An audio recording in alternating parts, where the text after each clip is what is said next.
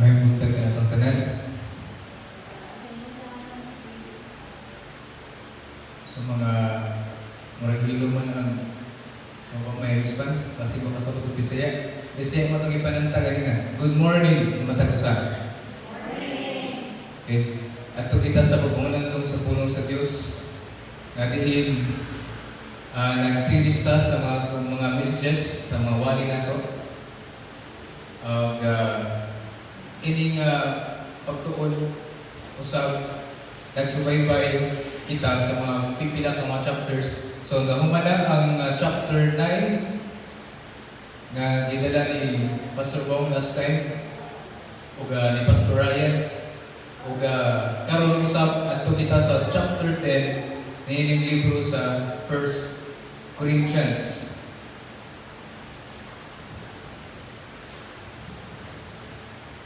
In the book of 1 Corinthians, and the whole Corinthians talks about, or the center of it is Christ being the one and sole answer. Christ is the answer.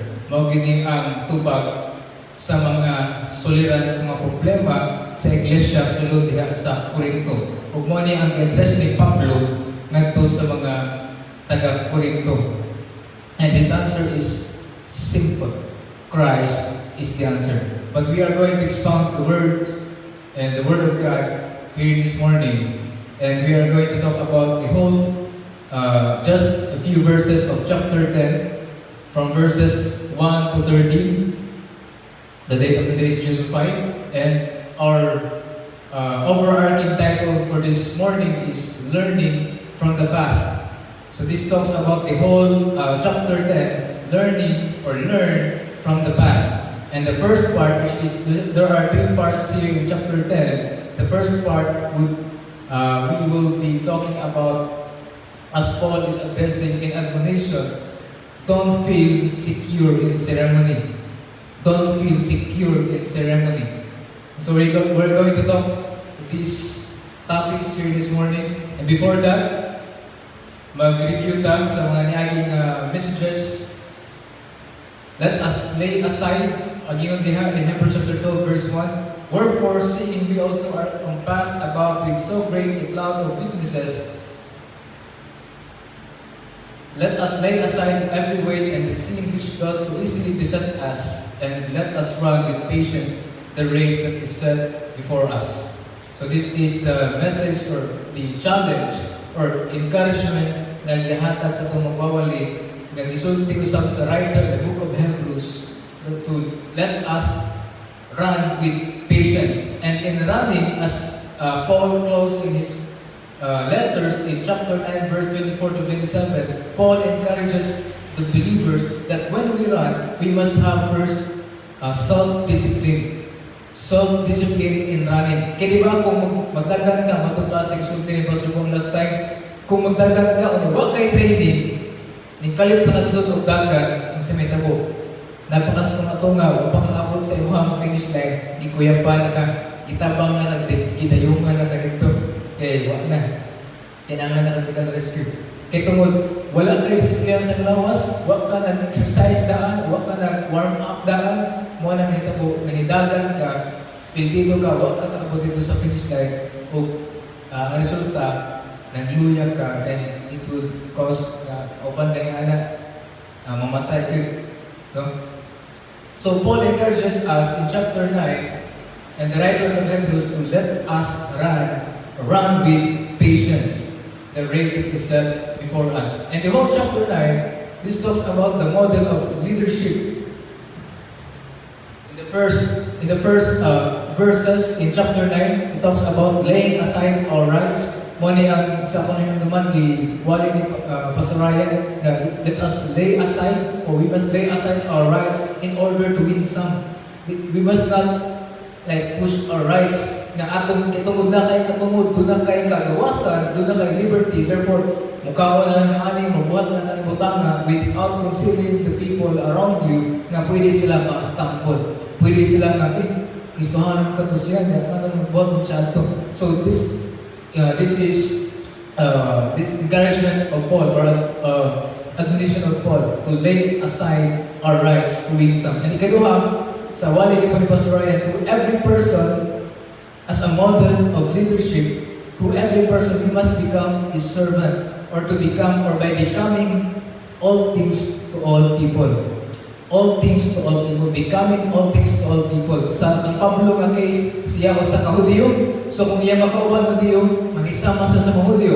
Tungod kay usa sa ka-Roman citizen, kung naay mga taga-Roman siyang kauban, mahisama po siya sa mga Romans.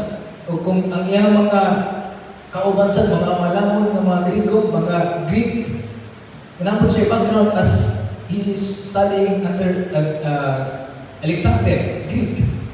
So, sama po siya sa usa ka Greek. So, he is becoming all things to all people. And lastly, sa wali ni Pastor Bong last Sunday, developing self-discipline when running. We must first develop self-discipline when we run the race.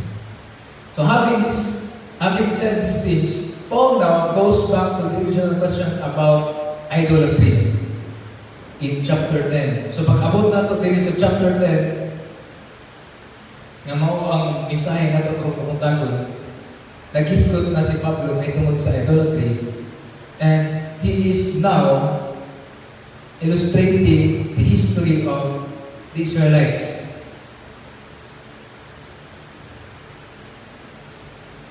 Once again, the co-title is, or the overarching title is Learn from the Past and Don't Feel Secure in Ceremony.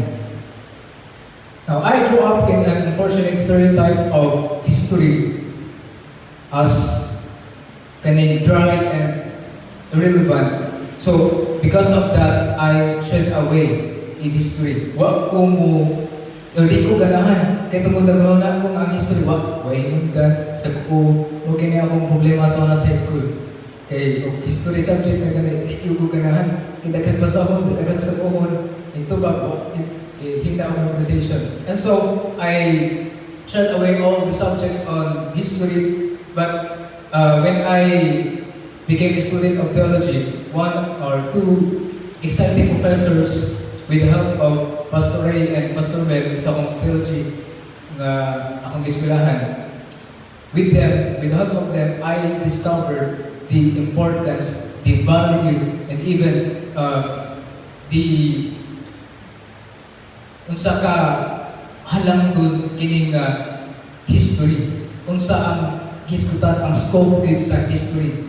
And so, over a 3-year, mga 3.5 years, I was exposed to the study of history, of theology, of missions, of thoughts and interpretations. So, with that, nahuman ako ang kurso, and tungod ni alang na pagtulong na pagdasig lang may tungkol sa history. Doon ako'y dakong parang na, doon ako'y dakong na pananawon sa ako ang lugar diha sa plano sa Dios diri kanako.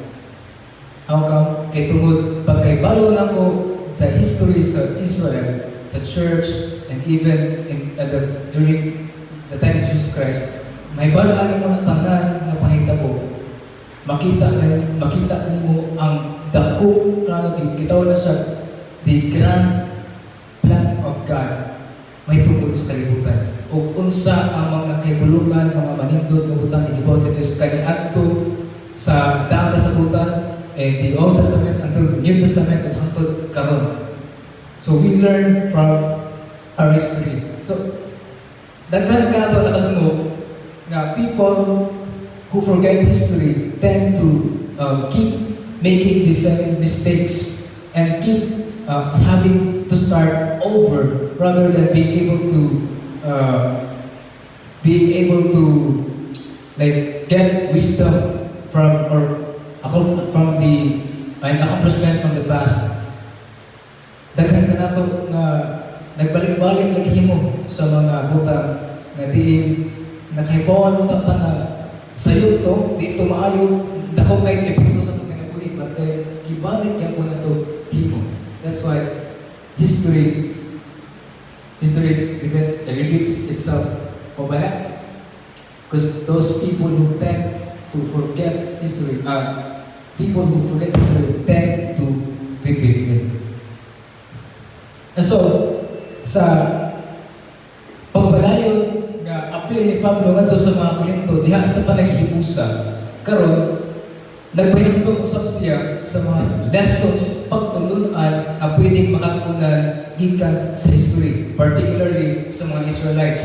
In a study of God in His relationship with Israel, we can learn sa mga butang nga dili asa ang makapalig-on kanato, asa pod ang makapag-uba kanato isip ingon nga iglesia, unsa pod ang unsa ang mubungat o mahimong mabuhat kanato, unsa pod ang dili mo sa mulahutay, unsa usab ang gawas pod kanato, unsa pod ang makapa-enslave kanato, and lastly unsa ang makapahimuot sa Dios ug unsa ang makadala og hukom sa Dios diri kanato.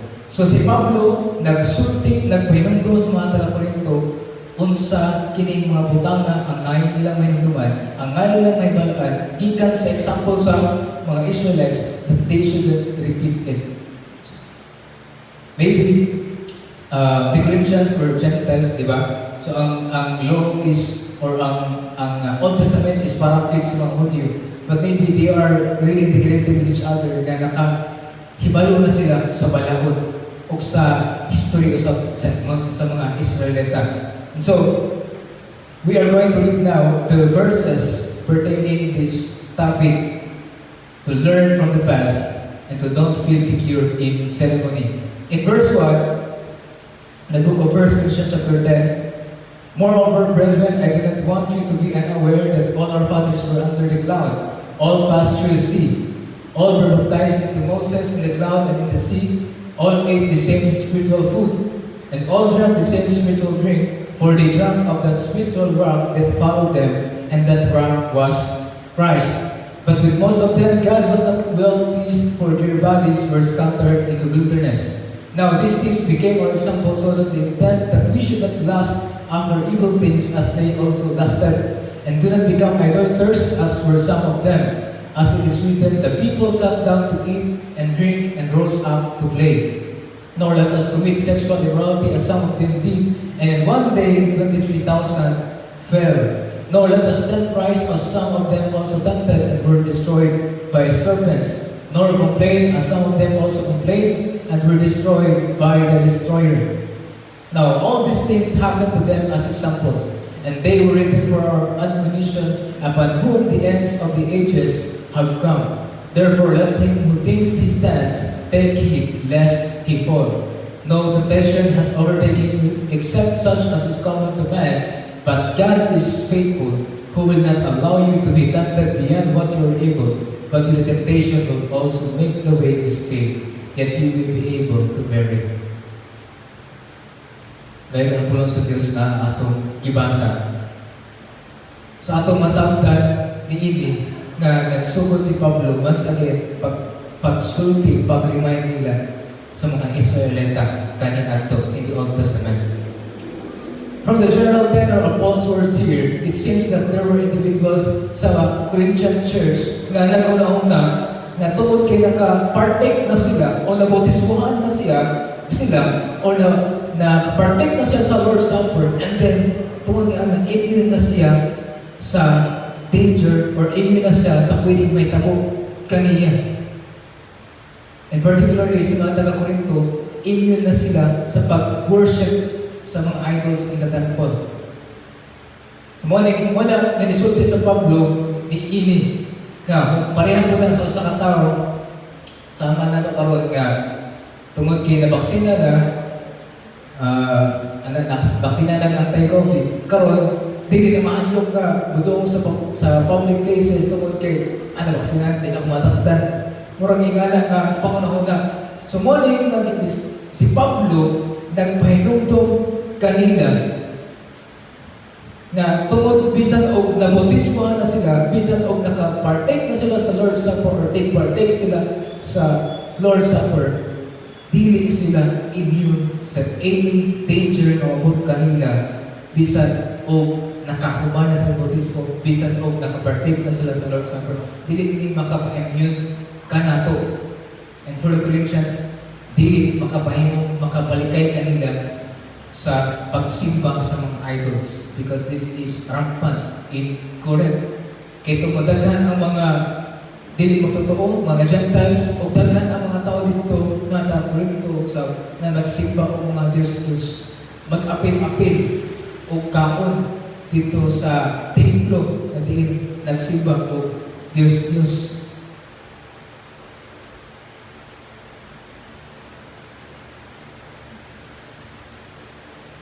Sama po niya sa usa ka businessman, usa ka dato kay katawang tagiyahan bangko, tagiyahan mo kumpanya, tagiyahan building, maybe tagiyahan mall, nga nag-question siya sa iyahang nahitabo sa kinabuhi. Tungod sa iyang anak nga nung naingani, nga ingon lang siya, ako gibautismohan man ko pagkailan kong tusi, sulod ko sa confirmation, pag-human niya na, kalawat na ko, pag-human, tigsahatag ko confirmation sa simbahan, pero anong naingani man akong kinabuhi, akong anak naingani man, nga kung siya akong gitulog sa akong, gitulog sa kinikanan ako, ako pong gitulog sa akong anak.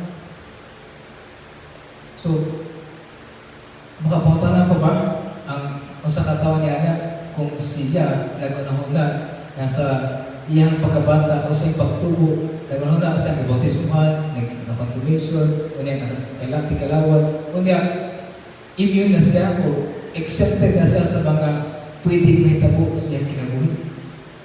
Muna ang itubag o gisulti ni Pablo na dili. Don't feel secure on those ceremonies, any ceremonies of any religion, but put your security in Christ. Now, to illustrate the folly of trusting the ceremonies of religion para protektaan ang mga Kristohanon sa mga temptasyon, nigbalik si Pablo sa history once again sa mga Israelita as an illustration. In verse 7,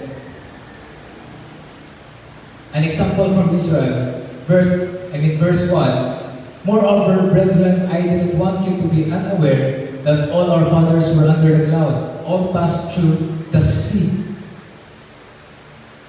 Yan si Pablo, di ba, unaware, so maybe Paul think that they already know, but Paul just want them to be aware. Yun sa, brethren, I do not want you to be unaware that all our fathers, nagpahinagdom siya giunsa nga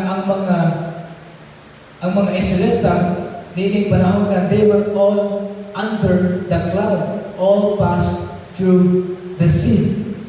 Kani mga Israelite believers ning agi sa clouds, went under the clouds, they were under the protective providence or presence of or influence of God. Ug mao ni ang cloud. Kaya po ang mga Korinto na ini. And so, but ang nitabo, wala silang sabot ining pahitabo and the significance of it.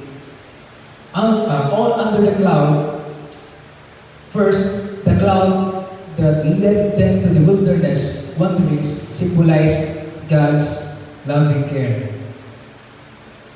Ang cloud diha nagsimbolo sa presensya sa pag-atiman sa Diyos sa ilahang paglakaw diha sa wilderness. And all passed through the sea. Likewise, the second, they all experienced a supernatural deliverance when they crossed the Red Sea. Sa ilahang paglatas diha sa Red Sea, doon na sila ang Diyos nagpatabok kanila diha sa dagat sa Red Sea. And in verse 2, all were baptized into Moses in the cloud and in the sea. It means all were baptized into Moses. All were associated. All of them were associated with Moses because they were baptized into Moses, who was the leader and God's instrument in the redemption. So they were all, the Israelites were all under the cloud, passed through the Red Sea, baptized into Moses. The third one, and then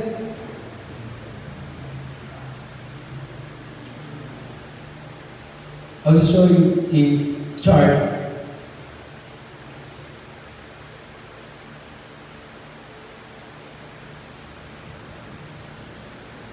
na it will be a time of like baptism during their time. Isa tong time karon just a dry land baptism. Kaya kita na ato baptism kay immersion man when get water baptism. Kani sila ha, it would be consequently that Paul is referring to the Israelites as baptized into Moses, though wala sila undergo literal water baptism ani nga time. Kung imo batayan, they went all under the cloud. And then, they all passed through the Red Sea. Murag po sila ibautismohan. In the cloud and in the sea. So these experiences sa mga Israelites, naghatag o giya or naghatag o kaibalo sa mga takot Korinto. And this is what Paul is referring. Ang mga Corinthians, nabautismohan na mo. Ang mga Israelites, niagi ito sila o dry baptism. Mga inala ang susama. They went all under the cloud. They would all pass in the Red Sea. And the third one, and the fourth one, in verse 3, all ate the same spiritual food. Kit silang tanan nagkaon ng spiritual food, and all drank the same spiritual drink. Now, furthermore, fourth and fifth ini, tanan na Israelita, di lang kay pipila lang, but tanan din sila, nagkaon sila o manna and drank water from the rock. Let me give you an illustration. Also, ate the same spiritual food that makes manna and the water or the spiritual drink refer na ni Pablo ingon na tubig. Paul called the manna and water spiritual food and spiritual drink because God provided them supernaturally and because they have spiritual significance. And later I will tell you what are the spiritual significance of manna and water. So that's fourth and fifth. They went all under the cloud. They all passed through the Red Sea. They were baptized into Moses. They all ate the same spiritual food. They all drank the same spiritual drink. Or drank the same spiritual drink. And this points to Christ. Because both the manna and water both came ultimately from Christ and point to Christ, the real sustainer of His people. That's the significance here. Nanoningan si Pablo na spiritual food o spiritual drink. Kaya tungod, si Jesus mismo ang kisgutan from the Old Testament na i-refer to, even in the New Testament, si Jesus ang gikaon. Literal na gikaon, but si Jesus ang sustainer, real sustainer. So kan pa kaniadto hangtod karon as we celebrate the Lord's Supper. In verse 35 in John chapter 6, He said to them, I am the bread of life. Whoever comes to me shall not hunger, and whoever believes in me shall never thirst. Also in John chapter 6 verse 40 to 41, I am the bread of life. Your fathers ate the manna in the wilderness and they died. This is the bread that comes down from heaven so that one may eat of it and not die. I am the living bread that came down from heaven. If anyone eats of this bread, he will live forever. And the bread that I will give for the life of the world is my flesh. So masabta nakita nato na si Jesus mismo nisulti diha sa mga katawhan during this time sa mga disciples niya nga siya kadto. The spiritual food that the Israelites eat and the spiritual drink that the Israelites drank. Once again, it all points to Christ because once again, the center of the message and the only answer in the book of 1 Corinthians is Christ. Next, in the continuation of verse 4, for they drank of that spiritual rock that followed them, and that rock was Christ. Now, the Israelites thought of God is as a rock in Deuteronomy chapter 32 verse 4. He is the rock, His work is perfect, for all His ways are judgment, a God of truth and without iniquity. So kining rock diri nagisulti ni Pablo nga spiritual rock. Di ba si Pablo naging spiritual rock? Kinsa man they, Israelites, they are the Israelites. They drank of that spiritual rock that followed them, and that rock was Christ. And in Deuteronomy chapter 32 verse 4, He is the rock, His work is perfect. Kinsa man hingin diri? God. God is the rock, a God of truth and without iniquity. Therefore, Jesus is that spiritual rock, and that Jesus is God. From the beginning until the end. Si Jesus mismo, siya na ang living water, siya na ang itawag na tugrang na din nagikan ang tubig na giinom sa mga Israelita. And their eating and drinking of God is similar to and anticipated the Christian Lord's Supper. Nabantayan na to, their eating of the manna and drinking of the water that which comes from the spiritual rock na mo si Jesus usab. Susama na siya sa itong gibuhat karon, the Lord's Supper. And in the case, particularly sa mga taga-Korinto, mo namin tabot sila. Ipinunduman ni Pablo ang mga taga-Korinto na niagi ang mga Israelita, niagi diha ilaw sa pangano, ning labang sa dagat sa Red Sea, na bautismahan diha ni Moses, that would portray the dry baptism, labang sa Red Sea and the eventual under the cloud. And also they ate the spiritual manna, and they drank the spiritual drink, or which is water. So sama karon ang pagpahinumdum ni Pablo ngadto sa mga taga-Korinto, so sama kinakita niya na kinahanglan niyang banlungon o kinahanglan niyang panumduman aron sila magkat-on na nilihis na sila or dili na maayo ang ilang binuhatan. O most importantly, na magpinantayon kay dili tungod na bautismohan ka, dili tungod kay na nagtipartake na ka Lord's Supper, Holy Communion, immune na ka sa mga Christian life. Di na ka malutlan sa temptation, di na ka malutlan kanang kaya niyo ang tanang trials. I mean, not in a negative sense. So, mo nga sulti ni Pablo ngadto kanila ingon nga paginumdum by using the illustration coming from the Israelites. Now, kani nga upat ka mga bersikulo nag-ingon ka nato nga mga Israelita, ingon nga mga piniling katawan sa Dios, kita sa mga Kristohanon, mga piniling katawan sa Dios, so in the sense that we are children of God, we are God's elect. No, kita usab karon gi-provide sa Dios faithfully. Even the Christians, they were provided by God faithfully, but then they were in danger of this tragedy na itabo sa mga taga-Israel or sa mga Israelites. And so, they will learn from the example of Israelites, which their example becomes a tragic example. Let's proceed in verse 5. This is the tragic example of Israel. But with most of them, God was not well pleased, for their bodies were scattered in the wilderness. Unsay kita mo? Daghan kaayo nga mga nindot, mga provision, mga pagluwas sa Dios ng kibuhat sa mga Israelita.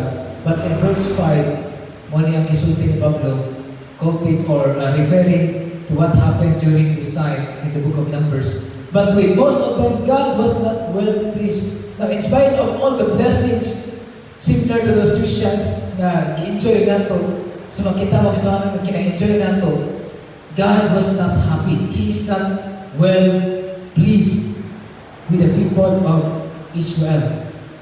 Most of them. Gani ang sinita mo, wala niya tuguti na makasulod sa promised land ang mga military age o mga adults na nag-edad o 20 pataas. Except ni Caleb o ni Joshua. Bisan si Moses o si Aaron wa kasulod sa promised land. God was not well pleased. In Numbers chapter 20, verse 12, and the Lord said to Moses and Aaron, because you did not believe in me to uphold me as holy in the eyes of the people of Israel, therefore you shall not bring this assembly into the land that I have given them. Wala na, dili na si Moses o si Aaron ang nagdala. Okay. Muna ang nahitabo, wala sila kasulod na sa promised land. All but those two individuals from that generation, they were, ingon diha, scattered. Tanan ng mga adults in that generation, except ni Caleb and Joshua, they were scattered in the wilderness. And how the majority displeased God, yun sila pag displease si God, and nawag taman sila sa mga privileges, mahitabo, may bala lang po in the next verses, in verse 6. One in tabo. As an application of Israel's example.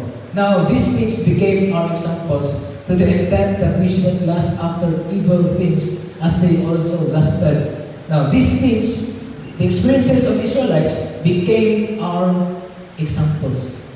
Examples, this will provide lessons for us.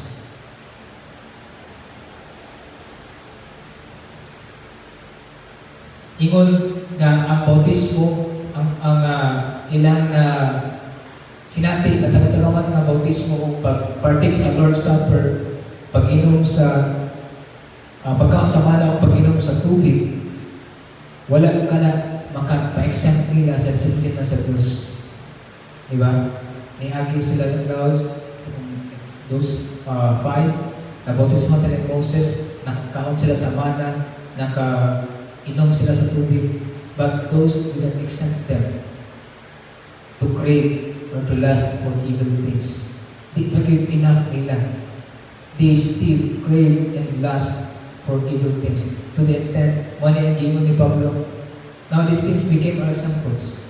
Example na to. Dili na to ang throne to the intent that we should not lust after evil things. As they also lusted. Because participation in baptism and the Lord's Supper will not immune us Christians of any danger. It will not protect us Christians either. Hindi makaprotect ka na to. Tungod kay nabautismuhan ka, secure na ka. Tungod kay di-partake ka o Holy Communion, secure na ka. O di na lang ka na, di-partake mo po. So, pwede rin ako, I can do anything I want. Tungod kay di-partake ito na ako, kaya naman lang ka, pasayoon, di ba mo yan po. That's the old mindset sa dili pa Kristohanon, di ba? Na nag-partake ka sa Holy Communion, pasayoon ka, kaya tungod ang dugo ni Kristo magkahugas ka nimo sa iyong sala. Kanunay lang kahugasan. Murang sa Old Testament nga style na cover lang. Kaysa New Covenant, wash, magyud, hugas, magyud, pinagi sa dugo ni Kristo na nawagtang, nabanwas ang atong mga sala.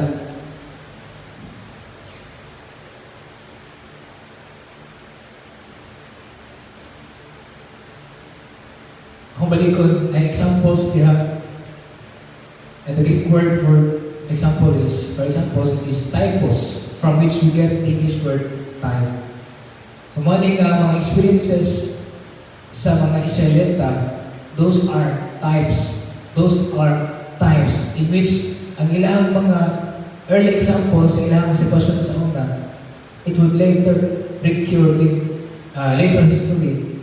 Nahitabo ni sa mga Korinto, o pwede na to, o pwede sa din, nahitabo ka na to, karon. Di ba?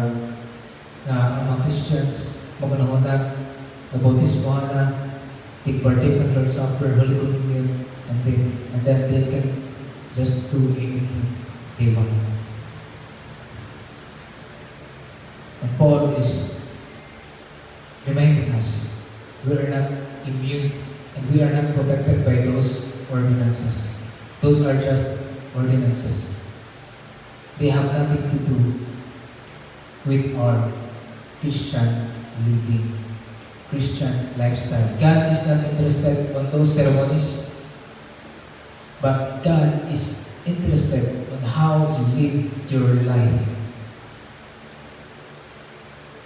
Sa pagbuhat ni ang ceremony, importante kaya atong inaduman ang kamatayan ng Kristo, ang iyang lawas gilasan sa cross, ay ang dugo nga giulay sa cross, apan dili kini makahimo kanato na protected kita sa tanan mga mahitabo. Pwede mahitabo kanato sa tanan mga tentasyon, pwede mahitabo dili kanato.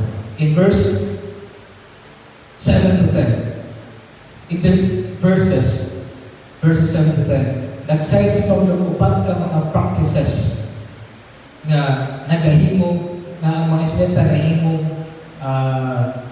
like they were became trouble with God. And mauni ang mga verses 7 to 10, and they became hazards or danger po din sa mga taga-Corinthians. Kaya tungod ang mga taga-Corinthians again, murag sila, kung sa itong panahon pa karoon, lahik na pagpamista. Sa ilang pagpamista at tumadong sa templo, makikaon dito sa mga nag-worship sa idols in the temple. Muna ang practices. And so, Paul is citing these hazards, and gikuha po niya ang illustration, masagay an example sa sa mga Israelites. O kita ko sa nini, pwede ta na mahagpong nini ng mga bitik sa kaaway. So, give us verse 7, and do not become idolaters, as were some of them, as it is written, the people sat down to eat and drink and rose up to play. They participated in idolatry. The people or the Israelites participated in idolatry. When they ate and played in the presence of the golden calf, in Exodus chapter 32 verse 6, quoted by Pablo, and they rose up early the next day and offered burnt offerings and brought peace offerings, and the people sat down to eat and drink and rose up to play. And tungod niini nga gibuhat mga binuhatan sa mga Israelita na pwede nga buhaton sa mga taga-Corinto, gani ilan ang ginabuhat, gi-remind na sa pusala ni Pablo to do not become idolaters, because there is a danger of idolatry. Pwede makakompromise ka sa iyong commitment na to sa Diyos, sama sa mga taga-Israelita, kung kita mo partake o mo participate ni ini ng mga buluhato, labinan ka naman unang natin magmakikulit aning kuhan.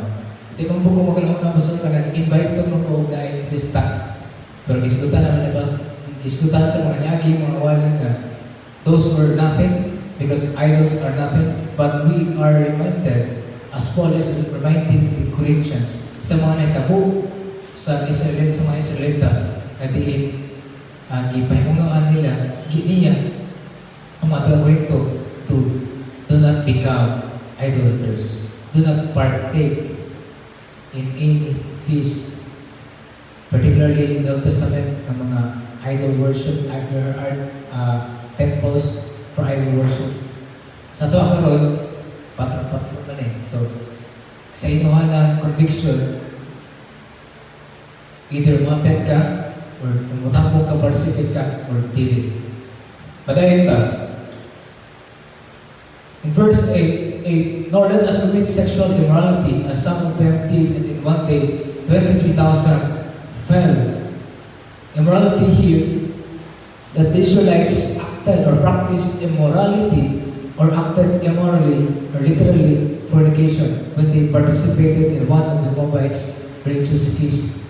So, kung sa'yo resulta, awan sa ilang gibuhat, sa mga Israelita, ang gimong example ni Pablo, they participated in one of the Moabites' religious feast in Numbers 25 verse 1 and 2. While Israel lived in Shittim, the people began to war with the daughters of Moab.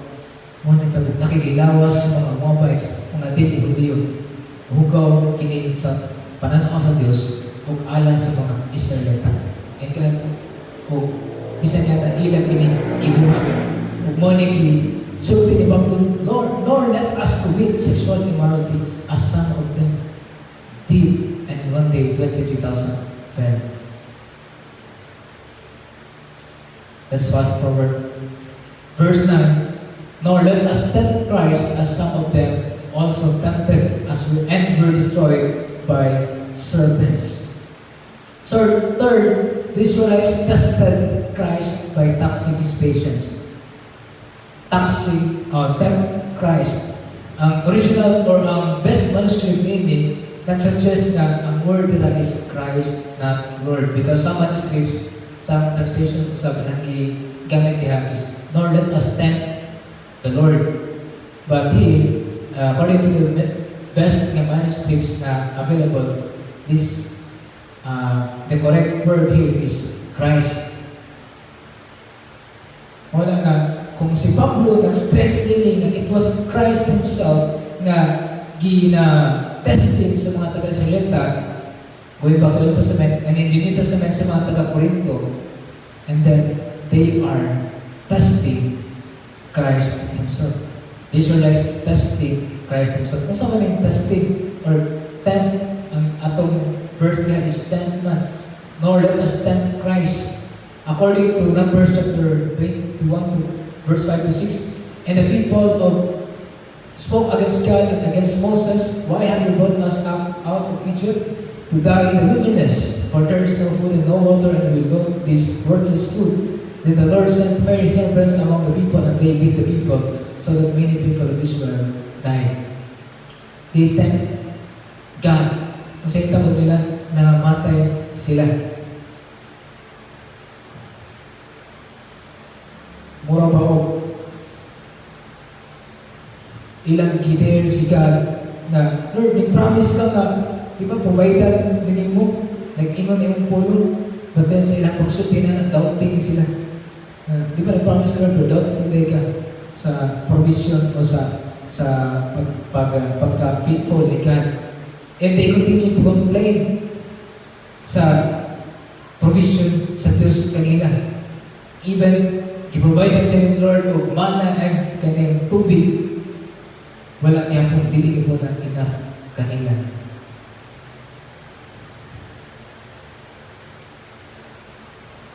And the Corinthians were given evidence that they were not satisfied with God. So sa pamagi, later on chapter 11, ang mga taga-Corinthians, ako na isang isulti-ulian pa sa Holy Communion, but because Holy Communion na diya sa chapter 11 of 1 Corinthians. So, timaylaan na, dili satisfied ng mga taga-Corinto sa gihatag sa Diyos kanila, kaya tungod ilang gisusama sa mga fiesta, sa mga pagano, ang ilang pinuhatan. Ang sila diba nila? Nagpakabusog sila, ikaon, para tapos sa Lord's Supper, ang uban ng ahubog na. Those were evidence na dili sila satisfied sa provision ni God o sa kanila. Next, in verse 10, nor complain as some of them also complained and were destroyed by the destroyer. For Israelites grumbled frequently against the Lord during their wilderness experience. Sige, complain. Sige, buhut-buhut. Diba? And Moses recorded 10 ka mga instances in Exodus and in Numbers na buhut-buhutan kayo ng mga Israelites, and that ang resulta niya na they were consumed by fire and were destroyed by the destroyer. This refers to the book of Numbers na na-destroy ang mga Israelites by the destroyer. In verse 1, the people complained in the hearing of the Lord about their misfortunes, and when the Lord heard him, his anger was kindled, and the fire of the Lord burned among them and consumed some outlying parts of the camp. Ngunit tabo kanila. And those that Paul cited for characteristics of the Israelites na pwede usab na may mga characteristics mga Korinto kay gani ginagbuhat mo nila wala gibadlo silang Pablo ug siyang pagbadlo nagpahinumbon sila na kung ingana ang inyong binuhatan kung ingana inyong practices may tabo usab ni sa inyo sama sa natabo sa mga Israelita. And that's why we must learn from their past. Let's their experiences become our examples not to do it again. Now, having cited 4 specific examples katong upat na sa verses 7 to 10, Paul stated the general principle here in verse 11, coming from verse 6. Ang general principle, now all these things happened to them as example in verse 11, and they were written for our admonition, upon whom the ends of the ages have come.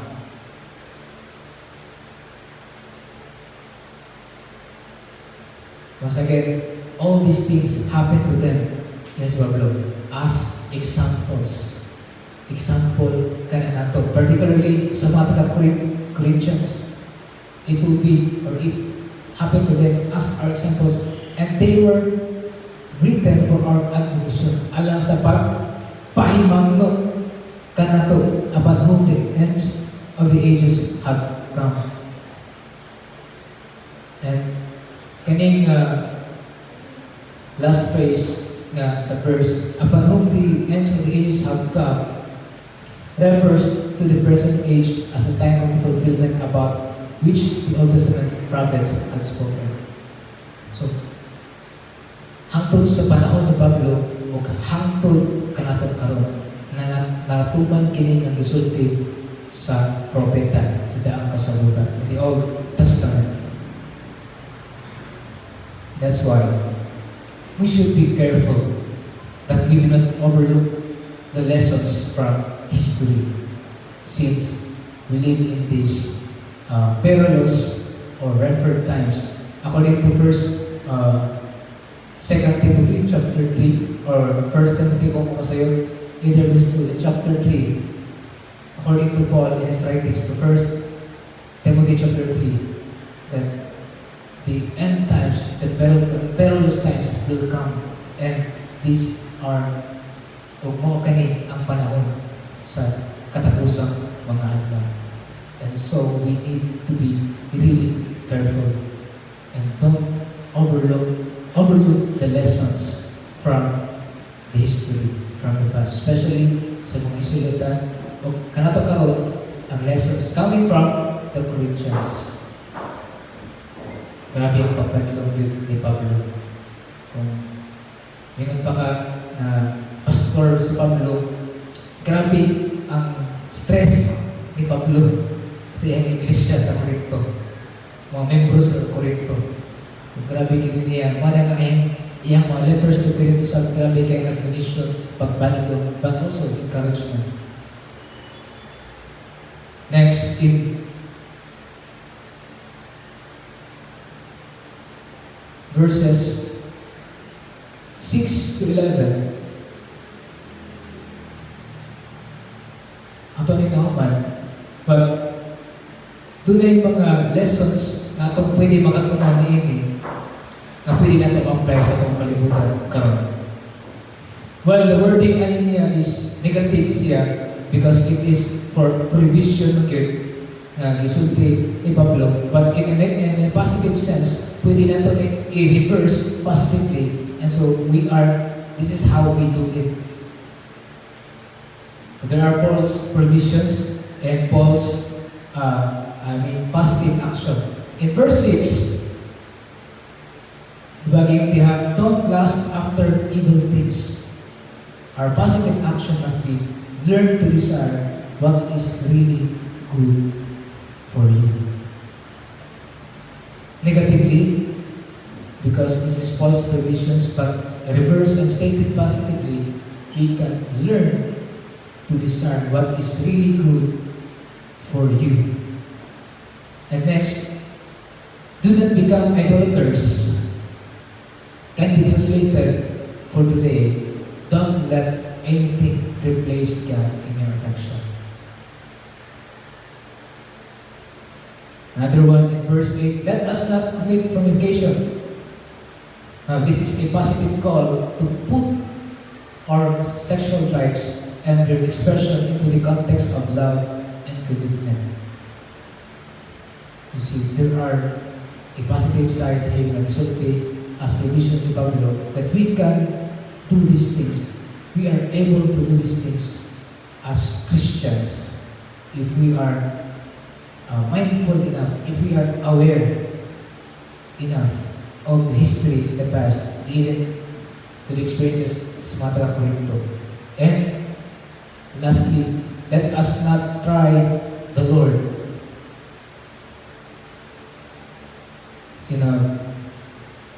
Verse 9. This recalls a time when the Israelites grew impatient about God's provision, and is for us a positive call to trust Him, or to trust God for our needs.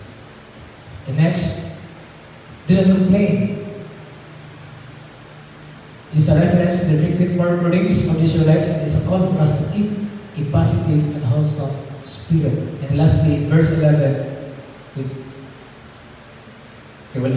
That's the fourth one.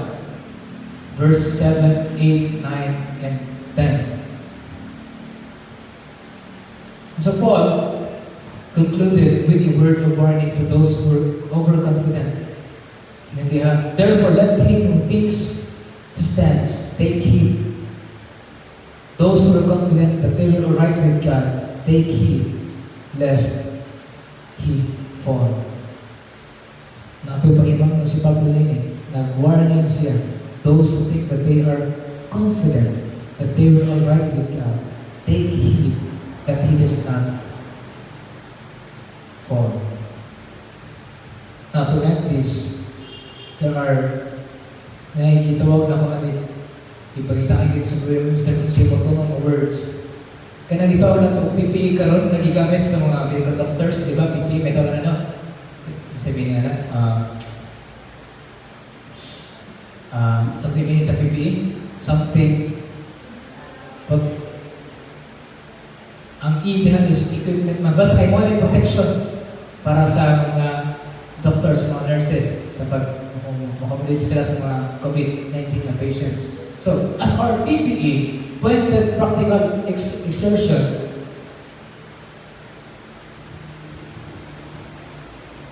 first, we need to be realistic both about the trials we must face and our own strength to resist. We must be realistic. We need to be realistic both about the trials. Why? Kaya na ay uban ka na to, o kadaghan ka na to, na ato orang yung tiaw-tiawan ng mga kaning mga pagsulay ng mga tentasyon, ragi pa ka, walay bili ka na to, wherein ang mga tentasyon ni taning, grabe ka usod, even it will disguise as something na nindot, but it will destroy us. Malamang binantayan tanianan, and we need to be realistic on this. We need to be realistic both about the trials we must face and our own strength to resist. Because in ourselves, when I am weak, then I am strong. Recognizing and acknowledging His weaknesses. Na kung siya lang siya kaulingon, magsalig siya sa iyang kaugalingon, sa iyang kusog, which is huyang din siya. But kung ang Diyos ganit, himong-himong na kusog, if God is the strength of our heart, malayon na you are strong in God. Let the man who thinks he stands take heed lest he fall. Usa ka ka warning ka na to, warning sa unfounded pride, and nagtawag ka na to na upaubuso sa mga kaugalingon o kung sabot ang ato ang kung sa takahuyang kay ang Diyos lamang ang maghatag na ito o kusog. The second one, do not feel exempt from trials. Do not feel exempt from trials. Here they have i-assure ni Pablo ang mga Corinto, no temptation has overtaken you except such as is common to man. Now, these words have assurance. So, duha ka lain na grupo ng pamagi. Una, will allow to happen. And this is true. God would set some limits on what He would allow to happen. That's why we Christians are confident of this, that whatever trials and temptations may come in our way, God intends it for us to approach, for us to surrender, for us to trust in Him, and then become dependent unto Him, knowing that those trials and tribulations that come into our life, those are trials that we can bear. Makaya nato. That's why kita makisahan ng dilitahin na dali na kayo surrender. Ay natubang sa pagsulay. Ito mo, kaya pa even si Pablo nag-ingon, no temptation has overtaken us. Kabalikon, no temptation has overtaken you except such as is common to man.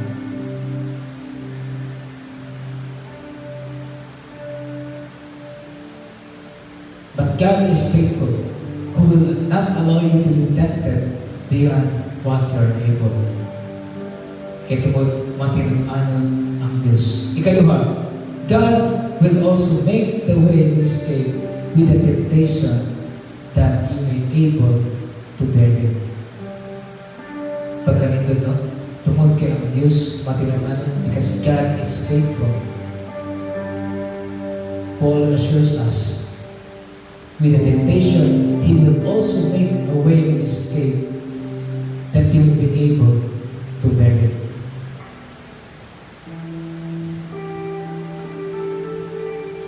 Huwag mo kaning asahan sa Diyos. Nagigamit si Pablo sa pagsulti sa mga kwento. Daghang pagigamit si Pablo. Nagsugod to sa verse 1 hanggang sa verse 11. Examples, tragic examples coming from Israelites, and now the Corinthians are about to experience the same. And so Paul is warning them in admonition. Nagpahimang kanila. Naitabugin ni sa mga Israelita. Ayaw tulitin na may tabugin yung karoon. And sa pagpimangkot niya, naghatag siya ingon nga pagdasig tungkol kay ang Diyos nagsaan. In verse 13 ito kibasa, no temptation has overtaken you except such as is common to man.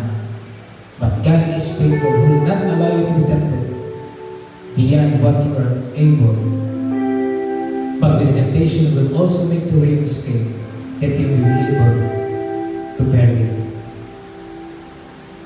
Doon ay mga panahon nga kita usab nitry ako atubang sa itong mga suliran, problema sa itong kabilingong kusog apan kay bawata na humani ana maka-experience ng defeat pildi ang luya but sa diha na kung kita o dangog sa Diyos umangay tawag sa Diyos, God is faithful. God is loving. God is full of mercy. God is abundant in grace that He is able to carry us through the failing testings, through the troubles and difficulties in life.